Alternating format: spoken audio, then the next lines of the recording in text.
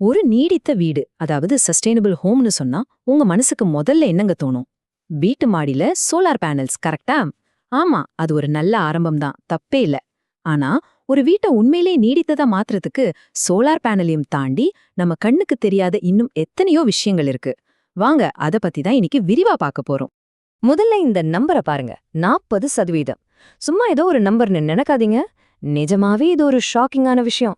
யோசிச்சு பாருங்க, உலகத்துல வெளியேற மொத்த கார்பன்ல கிட்டத்தட்ட பாதி நம்ம கட்டுற வீடுகள், ஆபீஸ்கள்ல இருந்து தான் வருதாம்.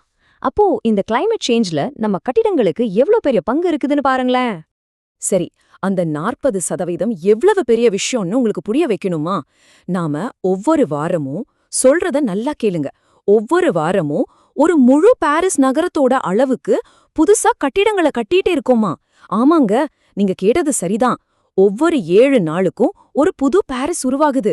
நினைச்சு பார்க்கவே முடியல இல்லையா? அந்த அளவுக்கு வேகமா போயிட்டு இருக்கு. அப்போ இந்த கட்டிடங்களோட உண்மையான விலை என்னவா இருக்கும்? நாம மாசம் மாசம் கட்டுற கரண்ட் பில் மட்டும்தானா? இல்லவே இல்லங்க. அதுக்கு மேல ஒரு பெரிய கதை இருக்கு.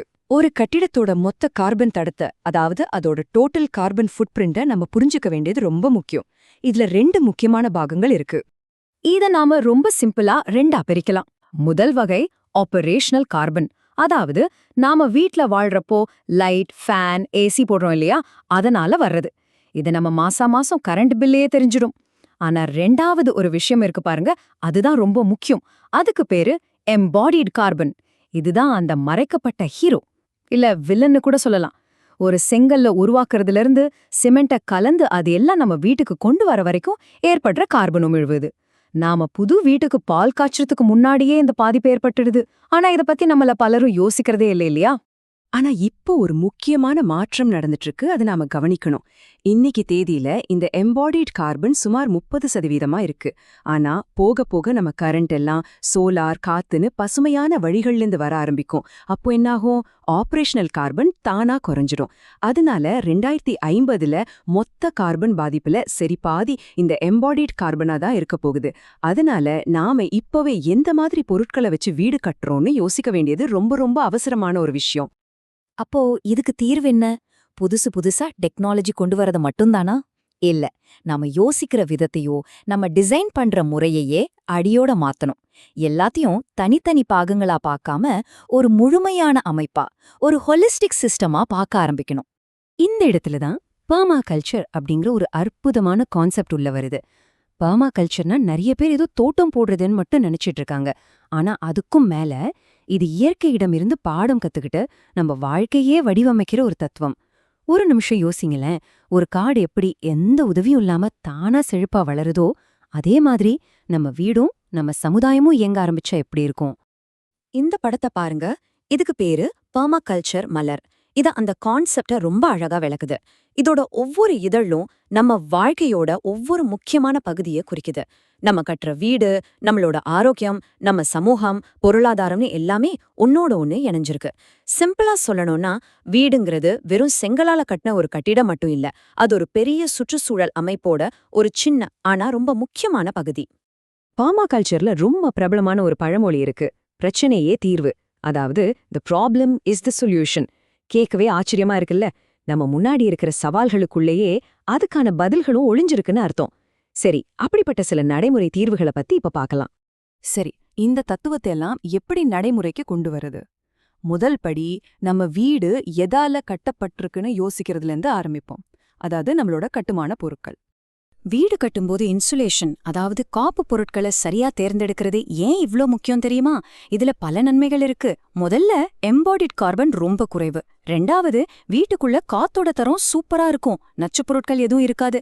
3வது, வெப்பத்தை நல்லா தடுக்கிறதால ஏசி, ஹீட்டர் செலவு கணிசமா குறையும். சில நாடுகள்ல இதுக்கு அரசாங்கமே வரிச்சலுகை கூட கொடுக்குது. சுருக்கி சொன்னா, இது பூமிக்கும் நல்லது, உங்க ஆரோக்கியத்துக்கும் நல்லது, உங்க பர்சுக்கும் நல்லது. சில சூப்பரான உதாரணங்களை பாப்போமா? முதல்ல சணல் செடியிலேருந்து தயாரிக்கப்படுற ஹெம்ப். இதோட ஸ்பெஷாலிட்டி என்னன்னா, இது வளரும்போது காத்துல இருக்கிற கார்பனை உறிஞ்சிக்கிடுது. அதாவது இது கார்பன் நெகட்டிவ். அடுத்தது, மர ஆலைகள்லிருந்து வர கழிவுகள்லிருந்து செய்யப்படுற மர இழை. கடைசியா, நாம தூக்கி போடுற பழைய நியூஸ் பேப்பரை மறுசுழற்சி செஞ்சு உருவாக்குற செல்லுலோஸ். இது எல்லாமே நாம முன்னாடி பேசின அந்த எம்பாடிட் கார்பன் பிரச்சனைக்கு ஒரு அருமையான நேரடியான தீர்வு இல்லையா? ஓகே, இதுவரைக்கும் வீடு கட்டுற பொருட்கள பத்தி பார்த்தோம். அதாவது வீட்டோட உடம்ப பத்தி பார்த்தோம். இப்போ அந்த வீட்டுக்கு உயிர் குடுக்கிற விஷயங்களுக்கு வருவோம். நம்ம வீட்டை எப்படி ஒரு உயிரோட்டம் உள்ள வாழும் சுற்றுச்சூழல் அமைப்பா மாத்துறது? ஒரு சின்ன காடு மாதிரி நம்ம வீடும் செய்யப்பட முடியுமா? சரி, கிரே வாட்டர் அப்படின்னா என்னன்னு தெரியுமா? பேர் தான் புதுசா இருக்கலாம், ஆனா விஷயம் ரொம்ப சிம்பிள். நம்ம குளிக்கிறது, கை கழுவுறது, துணி துவைக்கிறதுக்கெல்லாம் பயன்படுத்துறோம்ல, அந்த தண்ணி தான் கிரே வாட்டர். இதுல ஒரே ஒரு கண்டிஷன், டாய்லெட்ல இருந்து வர தண்ணி மட்டும் இதுல சேராது. இப்போ யோசிச்சு பாருங்க, இந்த தண்ணிய நம்ம தினமும் சும்மா சாக்கடையில தானே ஊத்துறோம். ஆனா உண்மையில இது ஒரு வீணடிக்கப்படுற பொக்கிஷம். இந்த கிரே வாட்டரோட சக்தியை மட்டும் கொஞ்சம் பாருங்க. ஒரு சின்ன கிரே வாட்டர் சிஸ்டம் மூலமா ஒரு சராசரி குடும்பம் வருஷத்துக்கு சுமார் 40,000 கேலன் தண்ணியை சேமிக்க முடியுமா? அப்பாப்பா, இது உங்க தண்ணி பில்ல 40% வரைக்கும் குறைக்கும். அது மட்டும் இல்ல, நம்ம ஊரோட தண்ணி பற்றாக்குறைக்கும் இது ஒரு தீர்வா இருக்கும். உங்க வீட்டு தோட்டத்துக்கும் இலவசமா சத்து கிடைக்கும். எவ்ளோ நன்மைகள் பாருங்க. அட, இது ஏதோ பெரிய ராக்கெட் சயின்ஸ்னு நினைக்காதீங்க. இந்த சிஸ்டம் ரொம்ப ரொம்ப எளிமையானது. முதல்ல ஷவர்ல இருந்தும் வாஷிங் மிஷின்ல இருந்தும் வர தண்ணிய ஒரு இடத்துல சேர்க்கணும். ரெண்டாவது, அதுல இருக்கிற முடி, தூசு எல்லாத்தையும் ஒரு சிம்பிள் ஃபில்டர் வச்சு நீக்கணும். மூணாவது, அந்த தண்ணிய தோட்டத்துல இருக்கிற செடிகளுக்கு பாய்ச்சணும். அவ்வளவுதான். ரொம்ப சிம்பிள் இல்லையா? இதை யார் வேணாலும் அவங்க வீட்ல அமைக்கலாம். சரி, நாம இப்ப பார்த்த கட்டுமான பொருட்கள், இந்த கிரே வாட்டர் சிஸ்டம், இது எல்லாத்தையும் ஒன்னா சேர்த்து பாருங்களேன். நம்ம வீடுகள் இனிமேல் இயற்கையிடமிருந்து வளங்களை சும்மா எடுத்துக்கிற ஒரு இடமா மட்டும் இருக்காது. அதுக்கு பதிலா செழிப்பை உருவாக்குற இடமா மாறும். இது ஒரு முற்றிலும் புதிய பார்வை. ஆக கடைசியா நாம மனசுல நிறுத்திக்க வேண்டிய ஒரு விஷயம் இருக்கு. ஒரு நீடித்த வீடுங்கிறது விலையுயர்ந்த பசுமை டெக்னாலஜிகளோட ஒரு லிஸ்ட் கிடையாது. அது ஒரு மனநிலை மாற்றம், ஒரு மைண்ட் செட் ஷிஃப்ட். தனித்தனி பொருட்களை வாங்குறத விட ஒரு முழுமையான நல்ல அமைப்பை உருவாக்குறது தான் முக்கியம். நம்ம வீட்டை இயற்கையோட ஒரு பகுதியா மாத்துறது.